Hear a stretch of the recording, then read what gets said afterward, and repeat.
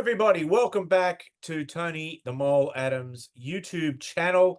And it's Midweek Scoops in name only this week because it's the weekend by the time we're getting around to record it. And as you can see, it's rugby league journalism on the road is extremely glamorous. I've got a 5-star hotel room behind me with a jacuzzi.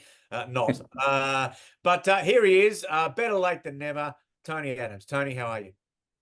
Yeah, a little square-eyed, Steve, after watching 8 trial matches and 2 Indigenous games. But rugby league is back, so it's great to have it back. And yeah, a lot of exciting talent on show over the weekend here down under.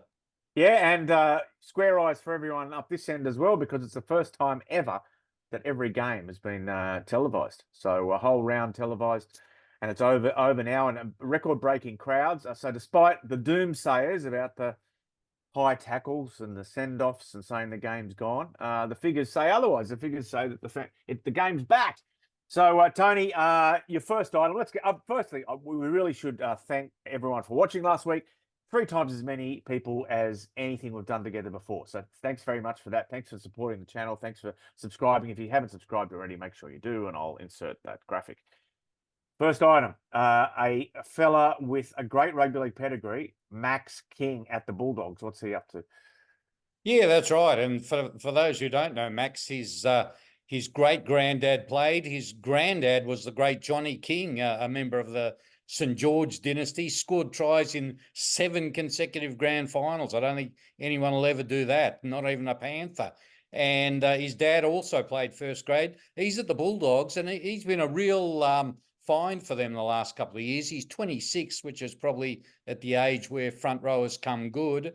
And not many front rowers coming off the market at the end of this year. And the Bulldogs are basically in a bit of a battle to retain him. There's some interest from rival clubs. There's interest from Super League. So watch that one, Steve. But yeah, the Bulldogs want to sit down with him. Gus Gould, he doesn't lose many he wants to keep. So we'll keep an eye on that one in coming weeks. I do remember his dad, David, playing for Gold Coast. So back when they were the Giants, I think.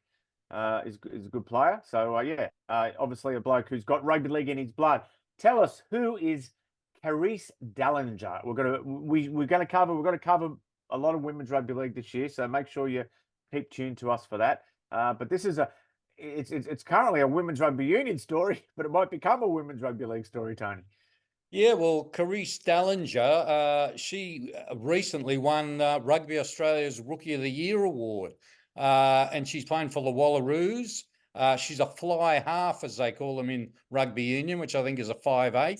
She's 23. She almost joined the Dragons last year, but it fell through. The Dragons seem to have trouble nailing these signings, but at the moment she's playing for the Queensland Reds. But I'm hearing several NRLW teams have got their eye on her, and they can probably throw more money at her than the Reds. So beware for a code switch next year.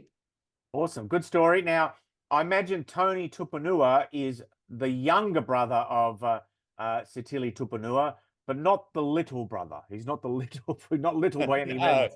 Yeah. So where's he off to? Where's he off to?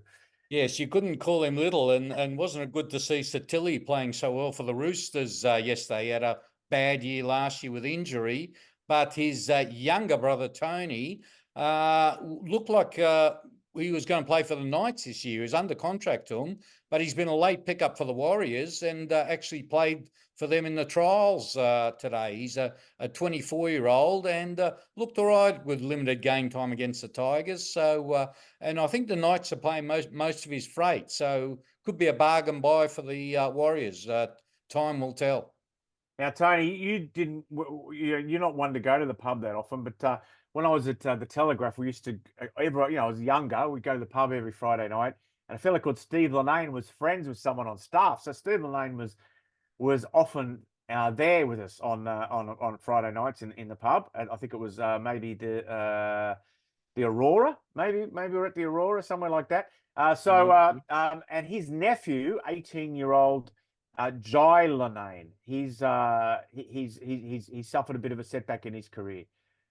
Yeah, and it's a real tragedy. He's a boom 5/8 for the Knights. first game of the season in the trying to think which comp it was. I think it was the SG Ball. He scored 2 tries in the first 15, 20 minutes against the Raiders, then did his ACL and is out for the season. So a real blow for this kid, 18 years old. There was talk he might even play first grade at some stage this year, but obviously now out for the year, and hopefully he'll do all the rehab, the surgery will be a success, and he'll come back next year bigger and better. Short and sharp this week, Tony. I'm following the Penny Panthers around the north of England for some of the week, working for NRL.com. Met them at the airport yesterday. Loved the full-length caftans that Jerome Luai and Brian To'o wore. I think I might wear one of those when I head to Vegas next week in 8 days. I'd love to see you in one of those. But that means there'll be the good news, folks, is there'll be a very short time between episodes this week. There'll be a couple of days and we'll be back. Enjoy the rest of your day, Tony, and thanks for joining us. Thank you, Steve, and see you all next week.